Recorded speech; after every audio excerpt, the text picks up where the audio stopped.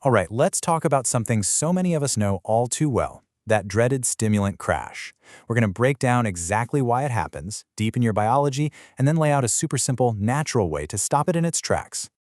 Does this sound familiar to you? You're killing it, you're laser focused, and then, bam, the afternoon wall hits you like a ton of bricks. It seriously feels like your brain just flips an off switch, right? If you know that feeling, you are in the right place. And let's be real. It's not just about feeling a little tired. It's a whole body takedown. One second you're flying high, and the next you're slammed with this insane exhaustion and brain fog. All your motivation just evaporates, you get snappy and irritable, and trying to focus on anything feels totally impossible. This isn't just in your head, it's a real biological event. So, what is actually going on up there in your brain? Well, the best way to think about it is like a bank heist, a biological heist. And your brain's focus chemicals are the cash in the vault. Okay, this is probably the most important thing to understand. Stimulants don't magically create focus out of thin air. What they do is they force your brain cells to just dump their entire savings account of focus neurotransmitters like dopamine all at once. It's not a gentle release, it's a massive, uncontrolled flood. I mean, just look at the difference here. On the one hand, you have a normal, healthy neuron that releases dopamine when you need it, and it manages its own supply. But on the other, you have a neuron on stimulants that's being forced to empty the tank, leaving it totally drained and depleted. And here's how the heist goes down step by step. The stimulant gets into your brain, and it basically hijacks these little pumps on your neurons. It flips them in reverse. So instead of storing dopamine, they start aggressively pumping it out. This forces everything out of the vault and leaves you with absolutely nothing in reserve for later. Now, you can't pull off a heist like that without consequences. Over time, your brain starts paying a really heavy price for all this forced focus. You can think of it as a metabolic tax that just keeps adding up. And hey, this isn't just a fun theory. As nootropics expert David Tallman points out, the science actually shows this.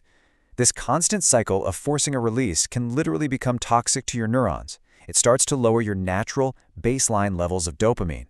And that's exactly what leads to tolerance, where you feel like you need more and more just to feel normal. So, this metabolic tax is the direct result of that dopamine heist.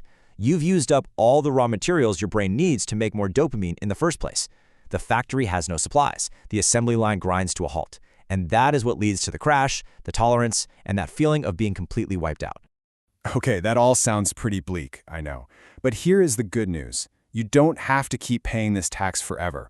There's actually a really simple, elegant solution that works with your brain's biology instead of fighting against it. This is the big mindset shift right here. The problem isn't that your brain can't release dopamine. The problem is that it's run out of the stuff to make it. So instead of trying to squeeze the last few drops out of a bone-dry sponge, what if we just focused on refilling the tank? So, how does your brain make dopamine anyway? Well, it's basically a biochemical assembly line. It all starts with amino acids you get from food.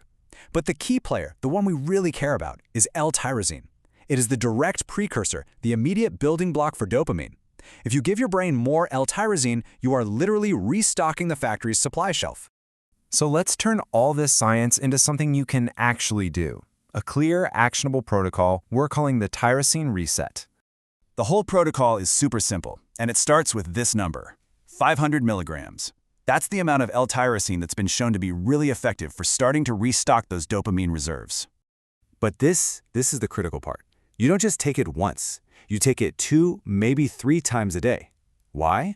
Because L-tyrosine gets used up pretty quickly in the body. If you just take it in the morning, it's gone by lunch. By taking smaller doses throughout the day, you give your brain a steady, consistent supply of raw materials, which basically prevents that afternoon crash before it even has a chance to start.